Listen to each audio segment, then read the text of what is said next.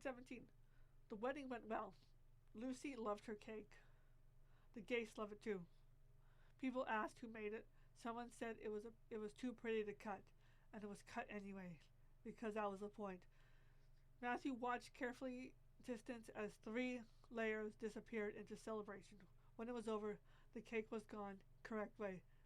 Shared, remembered, unremarkable in its success. A month passed, and Matthew was in his rental mood when a letter arrived. The envelope was heavier than it needed to be, the paper thick, and the seal official in a way. His stomach tightened. He sat at the edge of his bed, holding the moment, trying to imagine what the president of his country could possibly want with him. He could not think of a single harmless reason. The letter was reject. The president explained that the Great Northern Union, GNU, had been monitoring Matthew for some time. His correspondence had been intercepted. His letters read, copied, analyzed, including the one about the wedding cake. According to the intelligence briefing, GNU Analytics interpreted Matthew's description of a 3-layer construction, careful staging, and precision timing as coded language, not for baking. For a 3-stage magical nuclear device. Worse still, the letter explained GNU had taken misunderstanding seriously. They began to work on their own version, convinced Matthew was signaling classified advancement. We're already behind. Matthew stared at the page. He read it again, then again.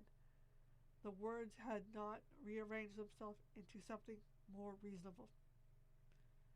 He had written about sponge stability, about icing weight, about the importance of assembling late into the night so that nothing was rushed in the morning. He felt dizzy. The letter concluded with assuring him that this situation was going to be handled and that brief instructions would follow. He was thanked briefly for his past service and reminded of his obligation to discretion. Matthew lowered the paper slowly. He thought of Lucy's wedding, of the icing, of the delicate flowers, of how carefully he had chosen his words. Somewhere, men in another country were building weapons because they misunderstood a cake. Matthew laughed once, sharply. The sound sounded quiet in the room, then stopped. Nothing about this was funny. He sat still, folded his hands, and realized the most dangerous thing he had ever created was not the sunstone, but language. Once it had left him and had entered another world, yet without him to explain it.